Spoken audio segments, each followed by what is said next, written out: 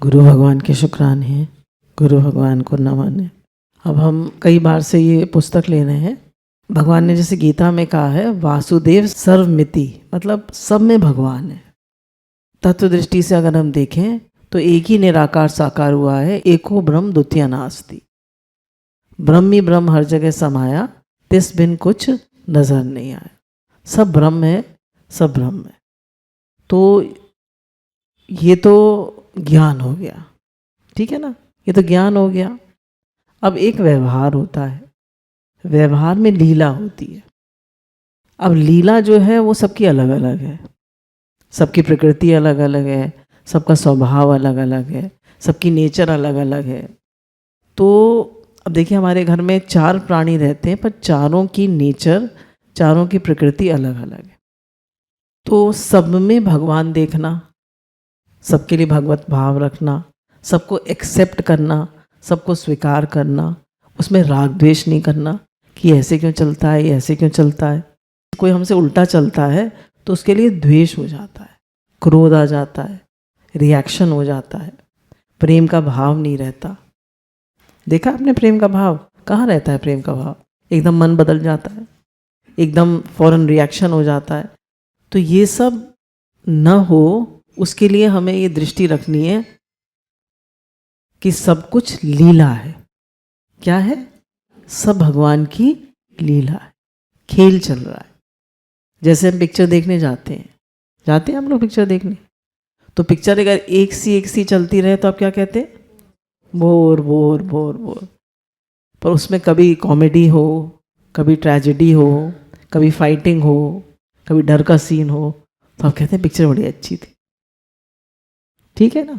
हमारी जो जगत की लीला है, हमारे जीवन की जो लीला है, इसमें सारे सीन आते हैं नहीं आते? सब आते हैं।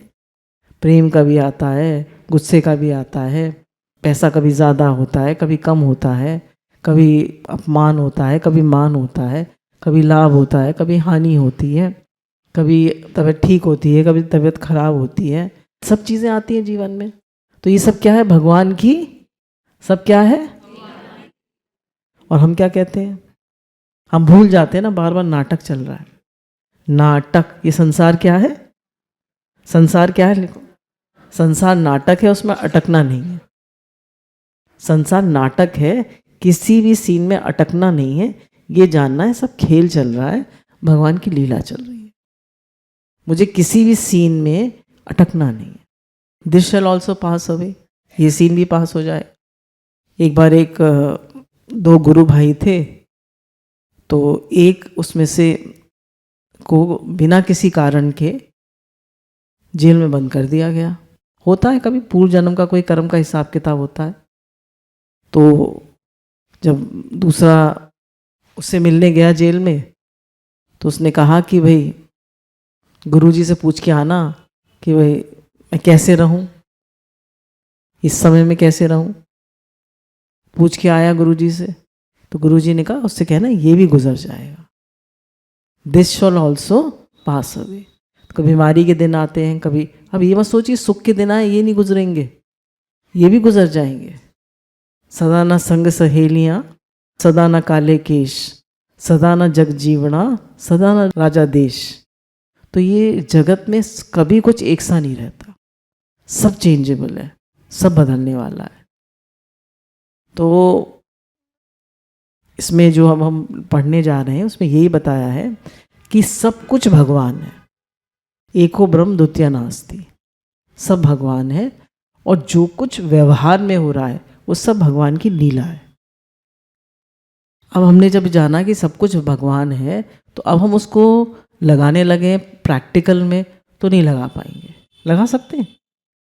भाई हमारे रिक्शे वाला छोड़ने आया, हमने कहा सब भगवान है, आ जाओ हमारे साथ टेबल पे बैठ के चाय पी लो, हो जाएगा? हमारे घर में एक डॉगी भी है, उसको हम अपने साथ बिठा के टेबल पे खिला लेंगे? लोग कहेंगे पागल है, कौन सा ज्ञान लगा लिया है। तो व्यवहार में समता कभी नहीं हो सकती, पर मन में समता हो सकती है कि कुत्ता भी भगवान है, रिक्शे वाला भी भगवान है ना, नौकर भी भगवान है, और भाई सब है ही भगवान। तो मन में समता हो सकती है, पर व्यवहार में समता नहीं हो सकती। ठीक बात है? भगवान के अलावा कुछ नहीं है, क्योंकि भगवान ने जब जगत की रचना करी तो उनके पास कुछ था ही नहीं। उनके पास कोई मटेरियल था? जैसे हम एक घर बनाते हैं, जैसे ये घर बना, मोहन निवास बना, तो भाई रेत आया, रोड़ी आई, सीमेंट आया, लोहा आया, सब आया तो ये बना। जब भगवान ने जब जगत इतने बड़े ब्रह्मांड की रचना करी तो उनके पास क्या था? कुछ भी नहीं था। तो भगवान ने क्या कहा? एको हम बहुश्याम, मैं एक से अनेक हो जाऊं, सब मैं ही बन जाऊं। तो भगवान ही सब कुछ बन गए। गुरु हमको तरह तरह से बताते हैं कि सब कुछ भगवान बन गए। तो there is nothing but God, everything is God and everywhere is God. सब कुछ भगवान है, भगवान के अलावा कुछ है ही नहीं। अब हनुमान जी से पूछा गया, जब भगवान वापस आ गए अयोध्या, तो सबने देखा कि हनुमान जी को बहुत स्पेशल ट्रीटमेंट मिलता है, बहुत प्रेम किया जाता है। तो लोगों ने कहा कि भाई आप उनको इतना क्यों प्यार करते हैं हनुमान जी को। तो एक दिन राजसभा लगी हुई थी, तो भगवान ने हनुमान जी से कहा कि बताओ हनुमान तुम कौन हो। तो उन्होंने कहा देखिए, शरीर की दृष्टि से तो मैं आपका दास हूँ, ठीक है ना। जीव दृष्टि से आप भगवान हैं, मैं आपका अंश हूँ। और तत्व दृष्टि से जो आप हैं सो मैं हूँ, ठीक है ना। अब उनको तीनों तरह से ज्ञान था। अब हम लोग क्या गड़बड़ी करते हैं? देह दृष्टि से तो हम दास हैं, हमें सेवा करनी चाहिए, ठीक है ना। गुरु के दर पर, घर में, जहाँ भी रह रहे हैं, देह को किस में लगाना चाहिए? सेवा। अगर इससे हम भगवान बन के बैठ गए तो फिर क्या होगा? ऑर्डर चलाएंगे, बुरी तरह करेंगे, हिरण्यकश्यप बन जाएंगे। तो इससे तो सेवा करनी चाहिए। और हम भगवान के अंश हैं तो दैन्य में रहना चाहिए, सहनशीलता में रहना चाहिए, अहंकार नहीं करना चाहिए। भाई द्वेष मनुष्य में कहाँ से आया? ये भी भगवान से आया, सारे गुण भगवान से आए। द्वेष कहाँ से आया? भगवान ने भी तो द्वेष किया। किससे द्वेष करते हैं भगवान? अहंकार से। हिरण्यकश्यप, इसको कैसे फाड़ा भगवान ने? वो भी उनका प्रेम था, पर अंदर में कहीं ना कहीं उनको लगा ना कि कैसा राक्षस है। जीव दृष्टि से हम भगवान के अंश हैं, तो उसमें दैन्य और सहनशीलता होनी चाहिए। और तत्व दृष्टि से एक है, तो एक है तो हमें ये भाव बनाना एक है, इसको व्यवहार में नहीं लाना है ना, मन में रखना है इसको कि सब है ही भगवान। तो हमारी जो भावना है वो क्या रहेगी? सब है ही भगवान। तो किसी से राग द्वेष नहीं करेंगे। पूरी गीता किस पे बेस्ड है? कि राग द्वेष मत करो और निष्काम कर्म करो। वैसे तो देखिए आप, उसमें सारी बातें हैं। 6 अध्याय तक तो यही भगवान ने कहा है कि तुम निष्काम ही बनो। 7वें अध्याय में भगवान ने फिर थोड़ा भक्ति शुरू कर दी। आज एक सीडी सुन रहे थे तो उसमें उन्होंने बताया काफ़ी अच्छे से कि 6 अध्याय तक अगर हम देखें तो भगवान ने कहा है कि तू निष्कामी बन। तो जहाँ निष्कामता होती है वहाँ वो राज चलता है। तो भगवान ने अर्जुन से कहा 4थे अध्याय में कि मैं तुझे, क्यों तू मेरा प्रिय है, तू मेरा शिष्य है, इसलिए मैं तुझे ये ज्ञान देता हूँ। कौन सा ज्ञान? निष्काम कर्म योग का। अर्जुन ने पूछा कि आपने ये ज्ञान पहले भी किसी को दिया था? तो भगवान ने कहा हाँ दिया था। बोले किसको दिया था? बोले सूर्य को दिया था। तो उन्होंने कहा सूर्य तो आपसे पहले था। बोले नहीं। अब भगवान ने देखी ये इस तरह से हमने कभी सुना नहीं होगा, मैंने भी नहीं सुना था। बोले सूर्य जो है वो पूरे जगत को एनर्जी देता है। देता है नहीं देता है? हमको सबको एनर्जी कहाँ से मिलती है? अनाज कैसे पकता है? पेड़ों में, पत्तियों में फोटोसिंथेसिस किससे होती है? सूर्य से होती है। जब तक सूर्य की लाइट नहीं होगी फोटोसिंथेसिस नहीं होगी। सब चीज़ें कैसे होती हैं? सूर्य से। सूर्य के निकलने से ही सब कार्य होते हैं। तो भगवान ने कहा सूर्य जो है वो एनर्जी का स्रोत है। और सूर्य को किसकी शक्ति प्राप्त है? सूर्य को किसकी शक्ति प्राप्त है? भगवान की।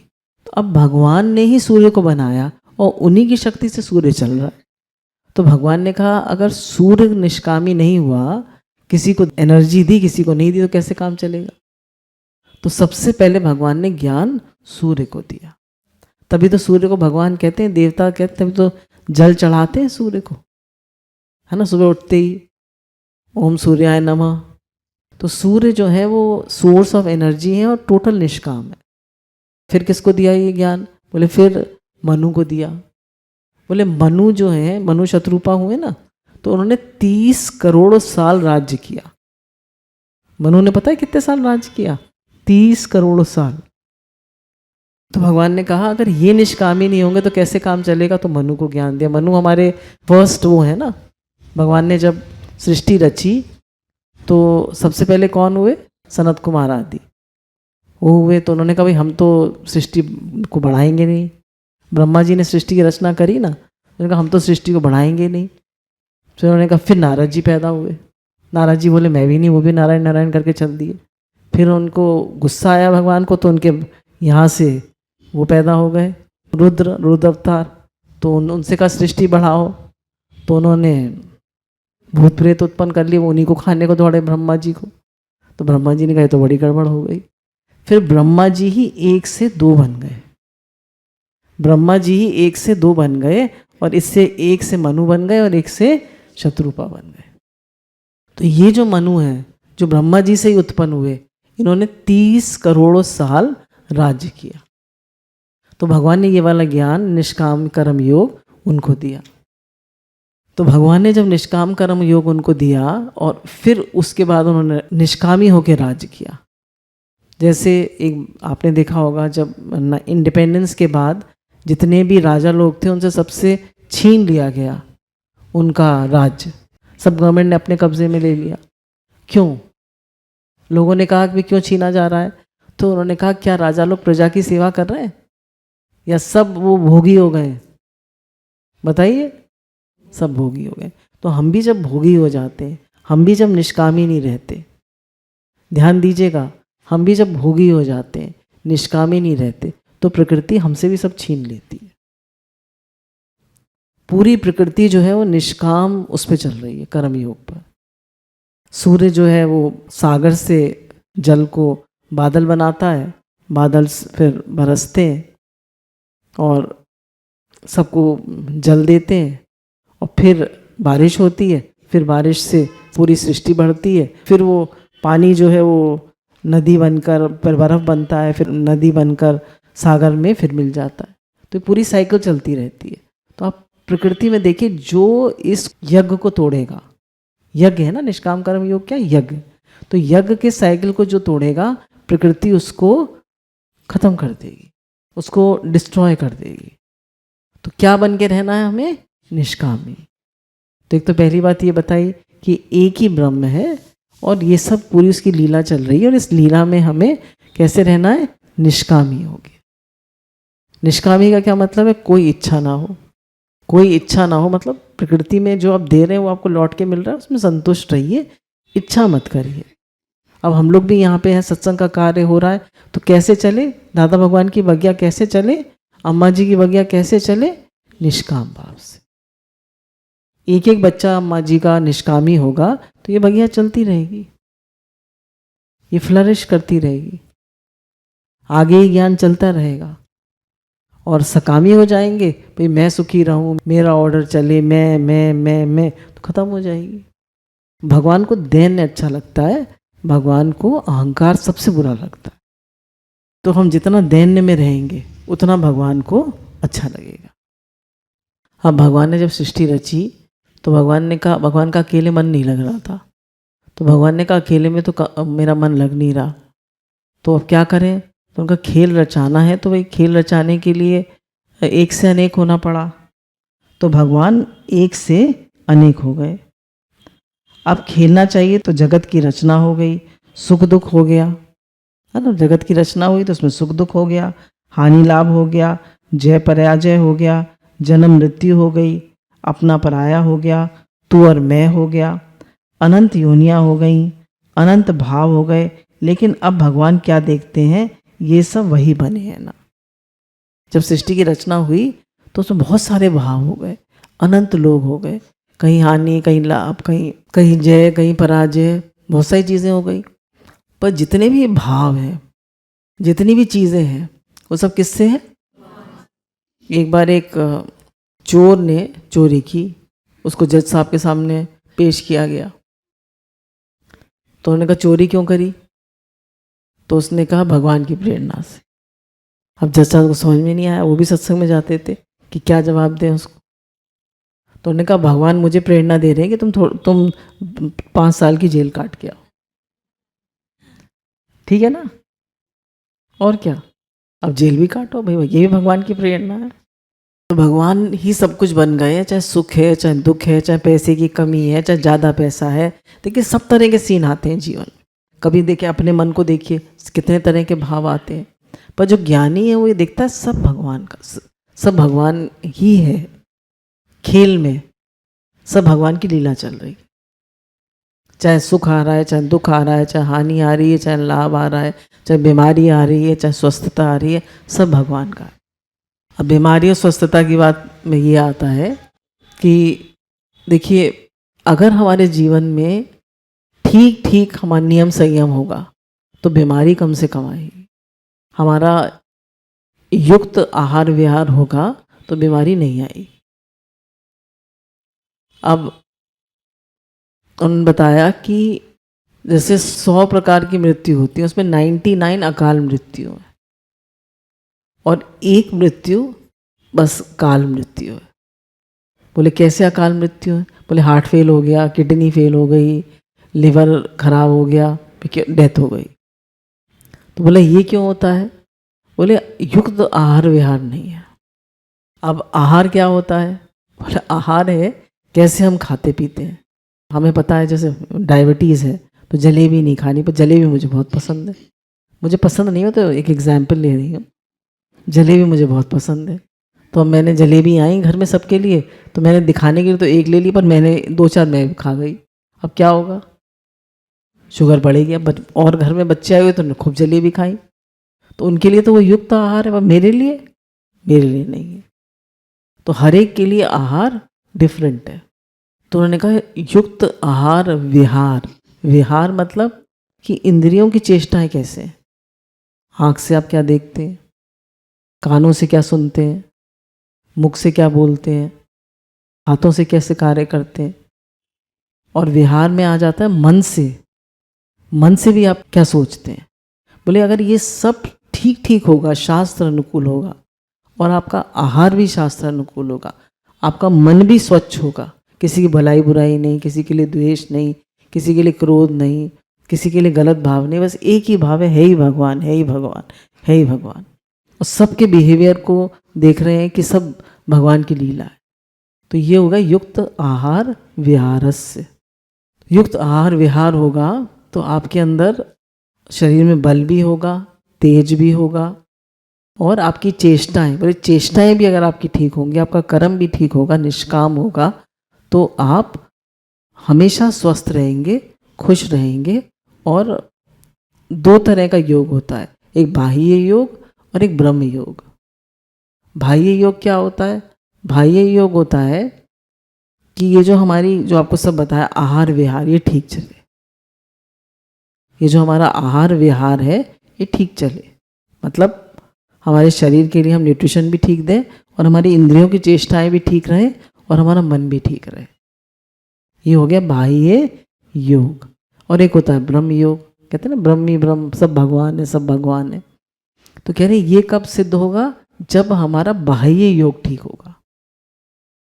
अगर बाहर की हमारी चेष्टाएं गलत होगी, मन में शांति नहीं होगी, तो मन में शांति नहीं होगी तो बाहर भगवान दिखेंगे भी नहीं। समझ में आया नहीं? अगर हमारा आहार विहार ठीक नहीं होगा तो हमें मन में शांति नहीं होगी, तो अंदर में प्रेम भी नहीं होगा, प्रेम नहीं होगा तो भगवान भी नहीं दिखेंगे। तो इसलिए हमारा जो बाहर का बिहेवियर है, हमारी आंखों की, इंद्रियों की चेष्टाएं हैं, हमारे मन के का भाव है, ये सब ठीक रहना चाहिए। ये ठीक रहेगा तो हमारा भाव बनेगा है ही भगवान, है ही भगवान, है ही भगवान। और हम अपने सबको गड़बड़ा देते हैं, सब बिहेवियर को, तो हमारा भाव बनता ही नहीं है।